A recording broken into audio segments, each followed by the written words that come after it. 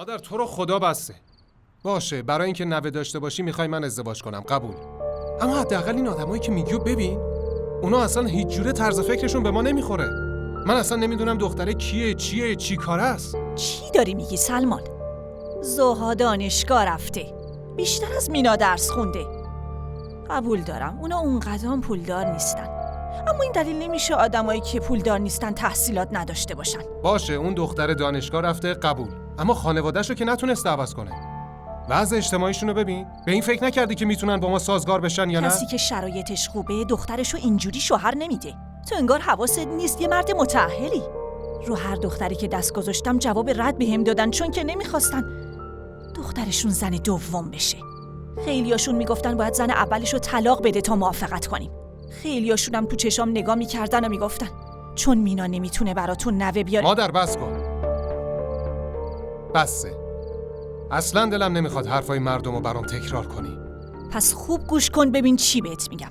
هر دختری که زن دومت باشه باید به اندازه مینا بهش اهمیت بدی. من به هر کس به اندازه که حقشه اهمیت میدم. ببین سلمان، اگه بخوای اینطوری فقط فکر و ذکرت پیش مینا باشه نمیتونی بینشون عدالت برقرار کنی، و اگه ناعدالتی کنی هیچ کس تو این خونه نمیتونه خوشحال باشه، نه زن اول و نه زن دومت، نه تو و نه ما.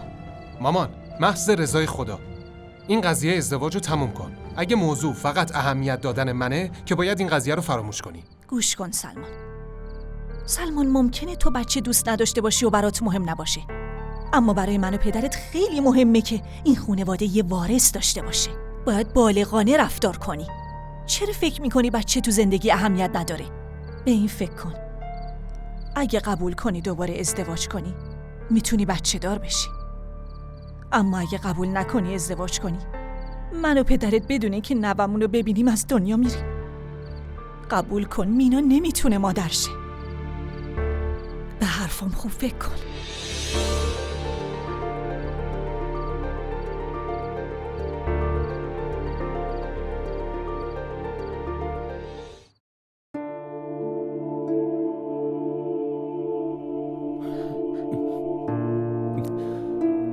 آفاق عزیزم صبور باش، خواهش میکنم صبور باش. چقدر دیگه باید صبور باشم مادر من ها؟ واقعا دیگه تحملم تموم شده. عزیزم هیچ وقت یادت نره ما شیطان رو با خودمون دشمن کردیم. پدرت شیطانه، باید خودمون رو از دستش نجات بدیم و صبور باشیم. اون خیلی لجبازه، خیلی لجبازه. پدرت هیچ وقت از هیچ بیرحمی علیه ما دریغ نمیکنه، اما تو باید همیشه جلوی اون از خودت دفاع کنی عزیزم. مادر جان دارین اشتباه میکنین. من میخوام هر طور شده باش روبرو بشم. پدرتون تا امروز زندگی شما رو جهنمی کرده. نباید از این به بعد خودتون زندگیتون رو جهنمی کنی. اون پدرتونه، اما از درون یه شیطانه. فقط در یه حالت میتونین علیه پدرتون بجنگی، اونم اینه که به خدا واگذارش کنین. هر کاری میکنین فقط خلاف فرمان خدا کاری نکنین. خدا بزرگ خواهر، به طرز فکرتون افتخار میکنم. آفرین. این خونه کیه؟ این خونه مال کیه ها؟ برادر آفاق، راستش ما توی شرایطی نبودیم که پول اجاره خونه رو بدیم. خب این خونه‌ایه که پدر الن بهمون داده.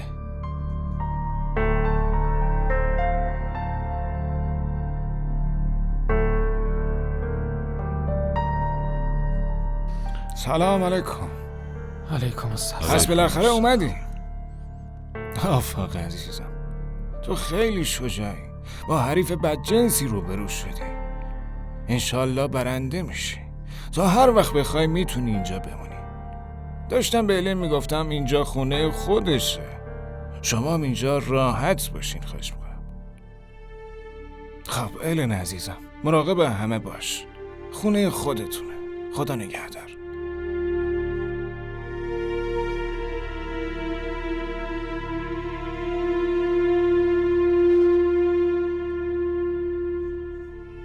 آره درست میگین. اما حالا چرا اینقدر عجله دارین؟ راستش خواهر موضوع اینه که پدر زها توی جده مشغول کار و کارگریه. 10 این ماه میخواد برگرده خونه. داره بعد از 2 سال برمیگرده خونه. نمیشه که 2 سال دیگه منتظر بمونیم. پدر زها همیشه میگفت من خودم میخوام دخترم رو شوهر بدم. موضوع همینه. منم که حریفش نمیشم. به چی فکر میکنی؟ جهیزیه‌ش هم که خدا رو شو کامله. خیلی چیزا هم از جده سفارش دادیم. داشتم فکر میکردم که عصر باشم برم نمایشگاه یه ماشین ببینم. اصلا درباره جهیزیه حرف نزن. اونا ازتون چیزی نمیخوان. خونشون کامله. جهیزیه‌تون رو کجا میخواید بذارید؟ من نگرانم چجوری وادارشون کنم با این سرعت موافقت کنم. چی داری میگی برای خودت؟ هر 2 خانواده همو دیدن و از همم خوششون اومده ها؟ اونا هم که اعتراضی ندارن. مراسم ازدواجم که به تصمیم اونا قرار ساده برگزار بشه، کلی زمان دارن که مقدمات ازدواج رو فراهم کنن دیگه. خیلی خوب باشه. میرم باهاشون حرف میزنم. آره باهاشون حرف بزن. چرا نشستی؟ برو. اینجا منتظر پذیرایی نباش. اینجا خبری نیست. وقت نماز پاشو. باشه من رفتم. خداحافظ. زوها، چایی که برای این درست کردی رو بیار برای خودم. گورشو گم کرد. به نظر من مشکلی نداره. من که اعتراضی ندارم. فکر نمی کنم الان که خواستگاری نهایی شده دیگه مشکلی وجود داشته باشه. اگه پدر دختره میخواد که توی ازدواج دخترش حضور داشته باشه دیگه جای اعتراضی نمیمونه. چرا اینا رو از من میپرسی؟ تو پدر دامادی، پس از کی بپرسم؟ سلمان تو بگو، مراسم ازدواج رو بندازیم یک شنبه هفته آینده خوبه؟ اینطوری 10 روز وقت داریم، کارامون عجله‌ای نمیشه. نظرت چیه؟ هر وقت باشه از نظر من خوب نیست.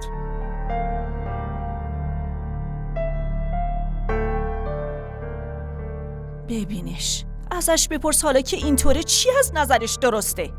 کاملا داره دیوونه میشه. چرا به پسرت هیچی نمیگی تو؟ همه نمیفهمن، فقط تو درست و غلط رو میفهمی. خدای من، اینم داره سرزنشم میکنه.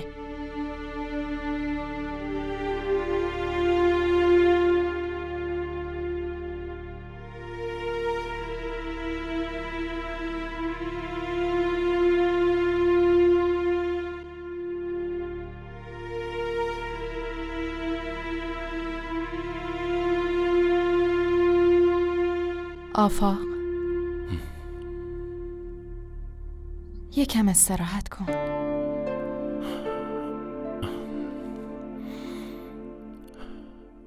توی این خونه حالم خوب نیست آیشه. حس میکنم به بقیه وابسته شدیم. این برامون یه آزمایش آفاق. آزمایش نیست آیشه، این مجازاته. من النازو آواره کردم. حالا ببین، حالا کل خانوادم آواره شده. میبینی؟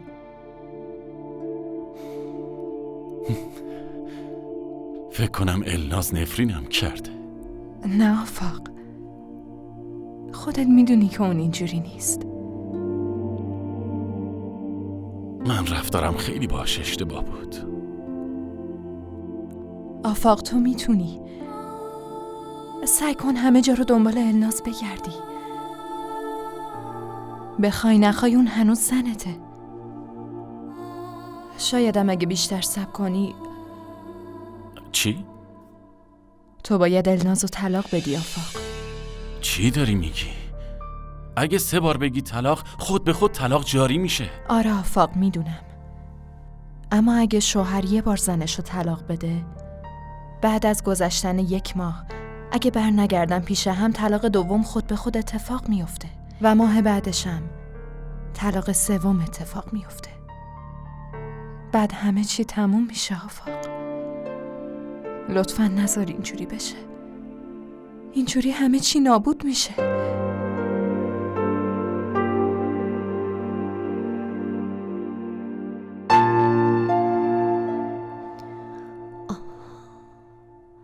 الناز کم کم وضعیتت داره بهتر میشه. مگه من چی کار کردم؟ چرا آوردنم اینجا؟ یادته بهت حبس ابد داده بودن؟ اما تو بیگناه بودی. به خاطر همین شرایط روحیت به هم ریخت. اما الان خیلی بهتر از قبل شدی. خب پس یعنی الان باید برگردم زندان؟ نه، نمیذارم برگردی زندان. تو کی هستی؟ من دوستتم، حامی تو هم و وکیلتم هستم. راستش من مسئول یه انجمن حقوق زنانم. وقتی درباره تو شنیدم خواستم که ازت حمایت کنم. من هر کاری کردم از روی عمد نبوده. میتونی منو نجات بدی؟ آره الناز، نجاتت میدم. نمیذارم اتفاقی بیفته. منتظر بودم بهتر بشی و حالا خدا رو شکر نه تنها بهتر شدی که کاملا خوب شدی. حالا دوباره پرونده‌تو میبرم دادگاه. ممنونم. هر جور شده میخوام اون پرونده فردا صبح رو میزم باشه. همین که گفتم. آره باشه.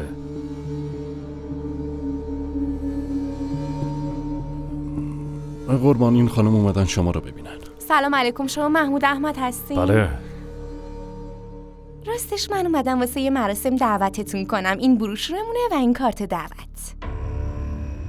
آقای محمود احمد، ما یه انجمن مرتبط با بیماریای روانی داریم و یه کارگاه هم برگزار میکنیم. توش به بقیه میگیم چجوری با افرادی که مشکل روانی دارن و وضعیت خوبی ندارن رفتار کنن. ازتون درخواست دارم به عنوان مهمان ویژه به کارگاهمون بیاین و با حضورتون ما رو مفتخر کنین. باشه حتما. خوبه. یه کاری کن، یه چک 5 لک روپیه‌ای بهشون بده. خیلی از لطفتون ممنونم آقا، خیلی ممنونم. امیدوارم به زودی ببینمتون. انشالله. امیدوارم زود ببینمتون. خدا نگهدار. بفرمایید خانم.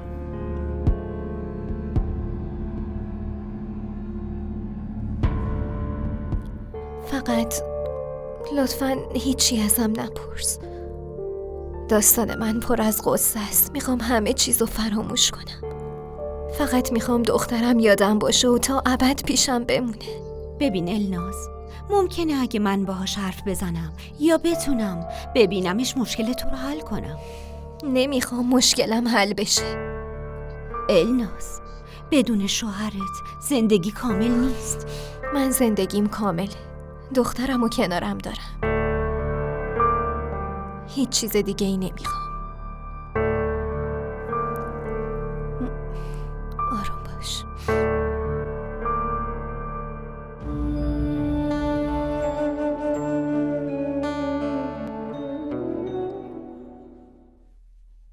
بله پدر، صدام کردین، کارم داشتین؟ آره عزیزم، بیا بشین بیا.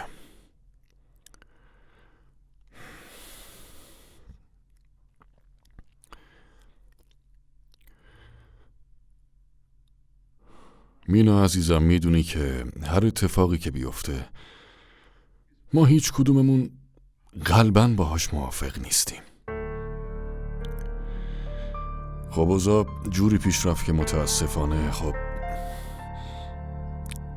هیچ چیز خوبی پیش نمیاد. حداقل تو اینطوری میتونی حس مادر شدن رو تجربه کنی. اگر حس همسر بودنی باقی بمونه پدر جون. عزیزم، من بهت این قولو میدم که تو با هیچ نوع بی‌عدالتی روبرو نمیشی عزیزم.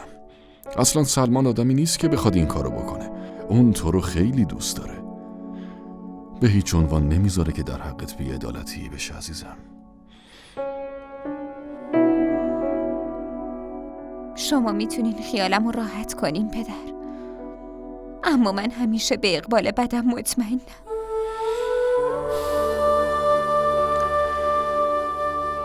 انشالله همه چیز درست میشه عزیزم.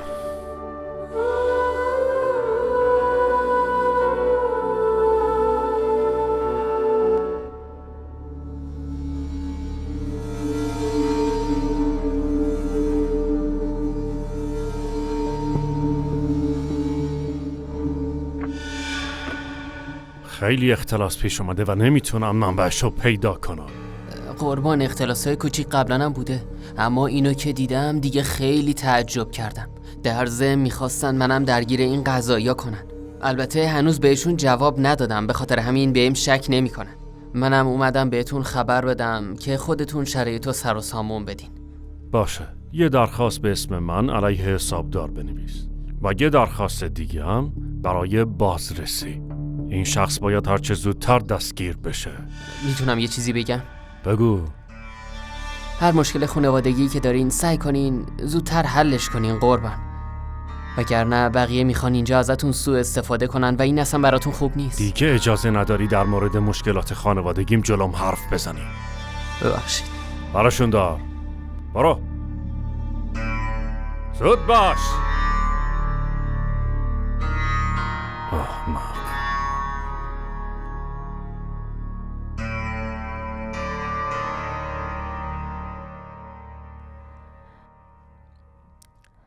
خب درسته پدر، اما آخه نگران آفاق نباش.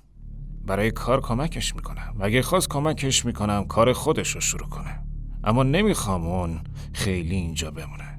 باید حریم خصوصی داشته باشیم دیگه. و از اولم میخواستم تو و فهام جدا زندگی کنی، اما میدونستم پدرش موافقت نمیکنه و حالا که همه رو بیرون کرده فرصت خوبی داری.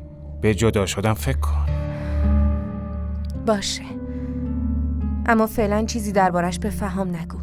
من شوهرتو خوب میشناسم. از این به بعدش با توی که چجوری موافقتش رو جلب کنی که از آفاق جدا بشه. خب عزیزم، من دیگه میرم.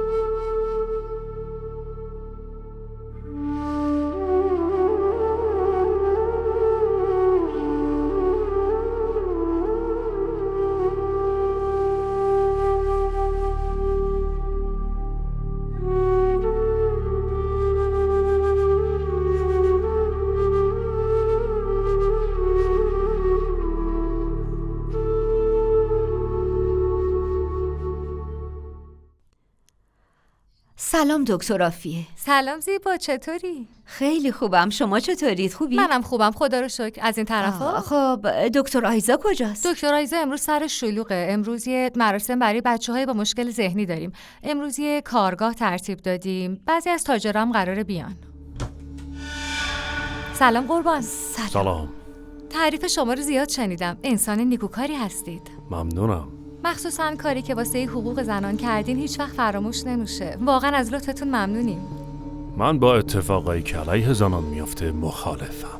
خیلی لطف دارین قربان.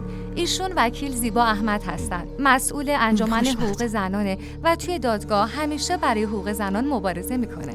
از دیدنتون خوشحالم. خیلی ممنون.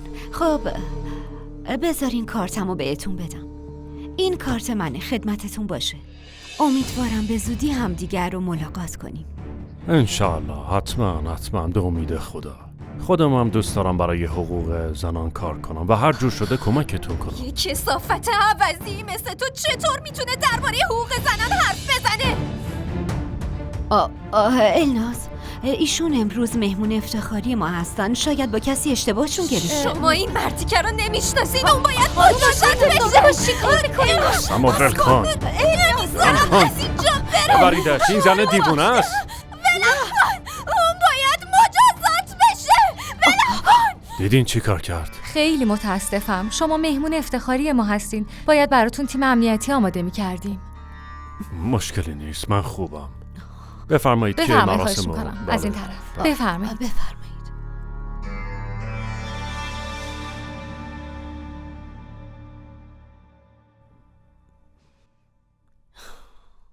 فقط یه سوال ازت دارم. چرا این کارو کردی؟ اون مهمون افتخاریمون بود. برای شما افتخاریه. برای من یه آدم ظالم و بیرحمه. چرا؟ اون چی کار کرده؟ مگه چه بلایی سرت آورده؟ زیبا، چرا سرش داد میزنی؟ با اینکه میدونی چه بلایی سرش اومده بازم باش این کارو میکنی؟ آره؟ یعنی چه بلایی سرم اومده؟ مگه من چمه؟ هیچی، به خاطر این میگم که بیشتر وقتا حالت خوب نیست، واسه همین. ببین الناز، لطفاً اصلاً سعی نکن ازم حمایت کنی. همتون مثل همین، فقط میخواین مشهور شین و همه بشناسنتون. یکم هم دردی میکنین و ازش پول در میارین، همین. اما من چطور میتونم؟ تنهاش بذار، خودش به زودی میفهمه. لطفاً درک کن. همراه من بیا بیرون، بیا.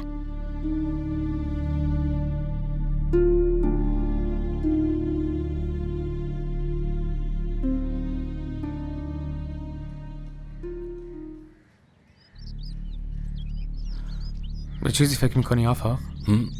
نه هیچی، چیزی نیست. باورم نمیشه پدر داره اینجوری با همون دشمنی میکنه. مگه ما چی کارش کردیم؟ هیچ کس بهش ظلمی نکرده. ما که همگی ترکش کردیم و به حال خودش گذاشتیمش. چرا با همون این کارا رو میکنه؟ اون اینطوریه. حتی اگه نخوایم باهاش بجنگیم، برای آرامش ذهنش بهمون حمله میکنه و ضربه میزنه. خیلی خوب، ما میتونیم ازش انتقام بگیریم. الن جان، تو که خودت میدونی مادر نمیذاره همچین کاری کنی. پس باید چی کار کنی؟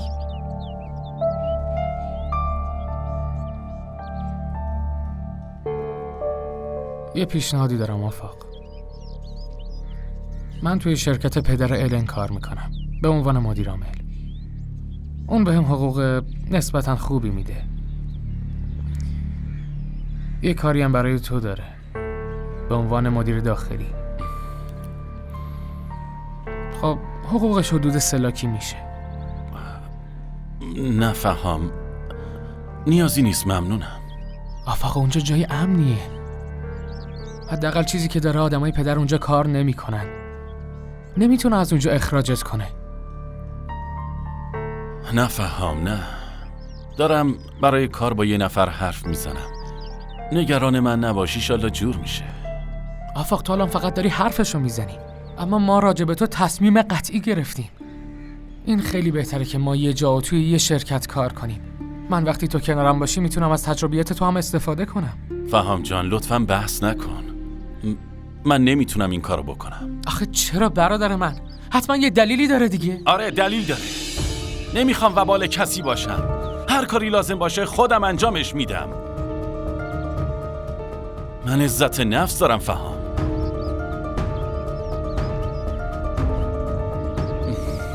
داداش ببخشید، واقعا متاسفم. لطفاً سعی کن درک کنی. الن، به پدرت بگو که ما به زودی از اینجا میریم. خیلی اینجا نمیمونیم. اگرم نگران حریم خصوصیتونید، سعی میکنیم تا وقتی اینجا هستیم اذیتتون نکنیم.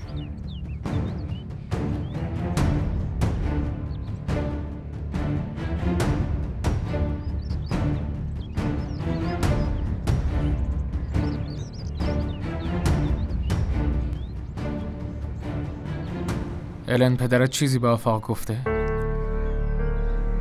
نمیدونم. فکر نمی کنم چیزی گفته باشه.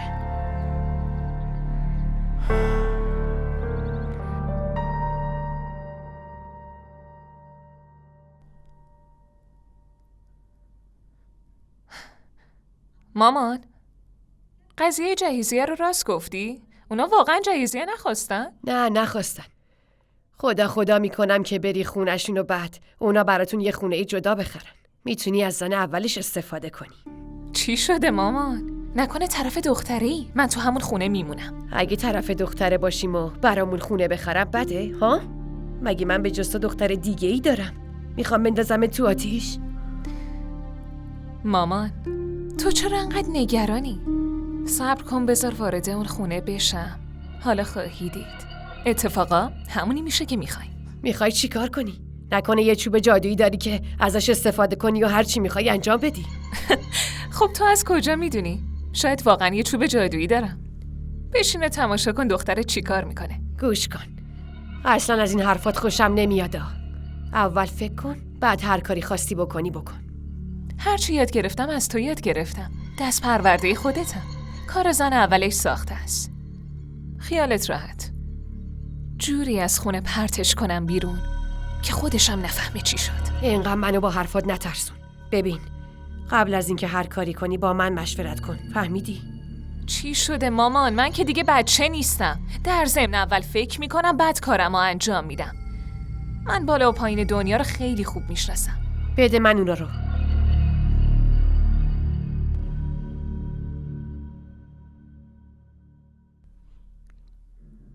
سلام علیکم مادر. علیک سلام.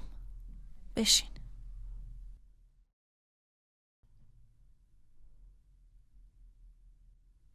ببین مینا، هر اتفاقی که افتاده و هر اتفاقی هم که بیفته بازم تو باید سرنوشت تو بپذیری.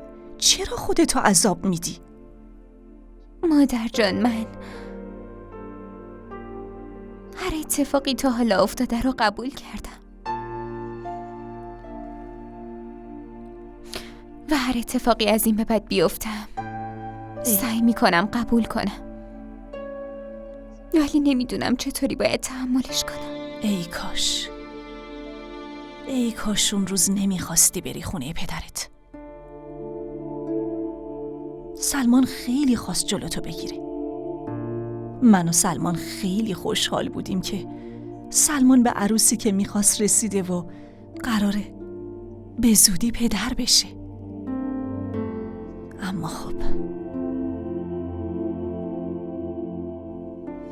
گریه نکن مینا. هر کسی یه قسمتی داره، باید بپذیریم. اومدم بهت بگم که پس فردا عروسیه.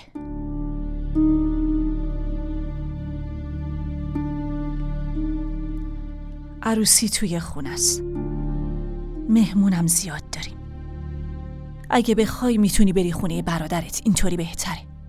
اینطوری کمترم اذیت میشی. نه مادر، نمیرم اونجا که دوباره با خودم براتون بدشگونی بیارم. اونا هم دیگه خونه ای ندارن.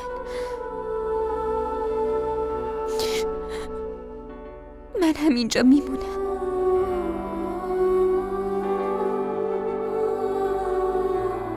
باشه، هر جور که خودت میخوای. اما خوب گوش کن ببین چی میگم. باید روز ازدواج توی اتاقت بمونی. حق نداری از اتاقت بیای بیرون. حرفمو متوجه شدی؟ همه این بدبختی ها رو پدرت به وجود آورد و به خاک سیاه نشوندمون. به خاطر اون هممون داریم عذاب میکشیم. هممون باید تحمل کنیم. بیشتر از همم تو مینا.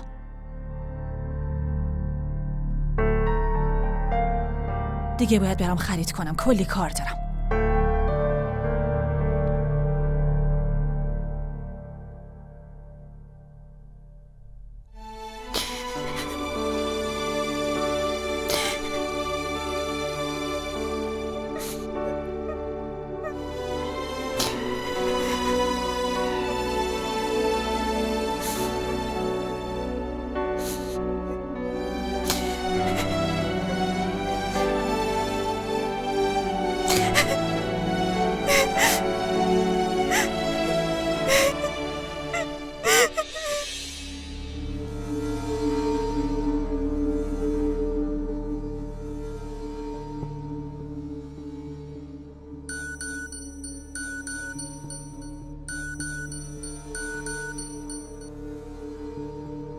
الو؟ قربان، من زیبا هستم. توی بیمارستان همدیگر رو دیدیم. بله، یادمه. چرا تماس گرفتین؟ راستش به خاطر اتفاقایی که امروز توی بیمارستان افتاد خیلی شرمندم قربان. واقعا متاسفم. مشکلی نیست. اگه از رفتارای بیمارای روانی عصبانی بشیم، پس کی به اونا آرامش بده؟ شما خیلی لطف دارین. واقعا درکتون بالاست. این روزا افراد کمی مثل شما پیدا میشه. افراد زیادی مثل من هستن، اما افرادی که مثل شما کمن.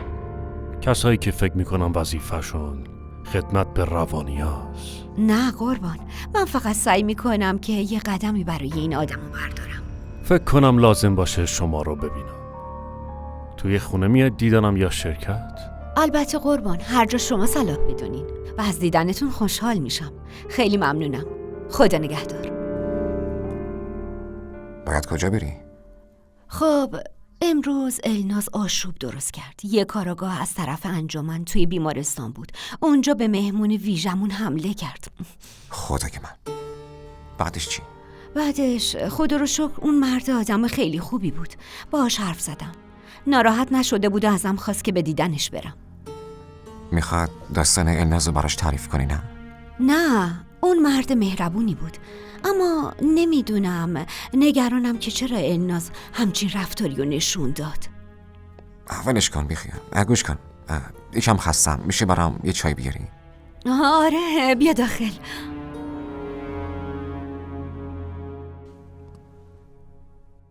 ناراحت نباش عزیزم.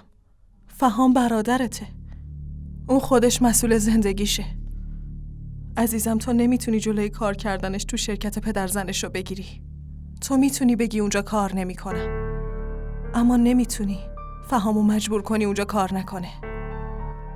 اما هزینه هامون چی میشه؟ یه فکری کردم. چی؟ یه شرکتی هست که میخوام برم اونجا کار کنم. امیدوارم خدا کمکم کنه.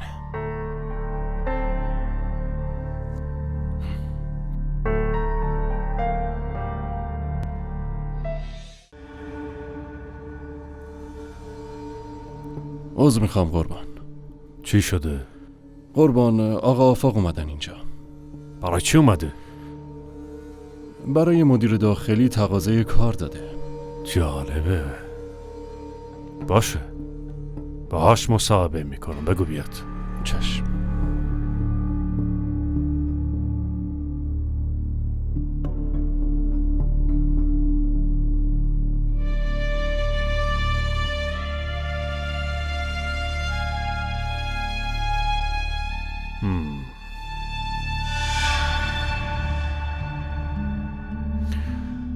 چطور فکر کردی برای این کار مناسب هستی؟ من 7 سال سابقه کار دارم.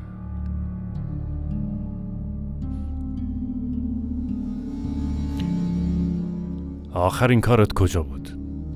میتونین ببینین. توی رزومم همه رو نوشتم. با چرا رهاش کردی؟ پدرم مجبورشون کرد که اخراجم کنن. که اینطور؟ این یعنی پدرت توی این کار خیلی ارتباطات داره. و اون وقت اگه پدرت با ارتباطاتش اینجا هم نفوذ داشته باشه چی کار میکنی؟ خب شما میتونین از پسش بر بیاین. تقاضات چیه؟ 5 لاک روپیه به عنوان پیش پرداخت. 2 لاک حقوقته. شرکت ما سیاست پیش پرداخت حقوق نداره. اگه راضی هستی میتونم قرارداد آماده کنم. آره راضیم. خوبه، میتونی بری.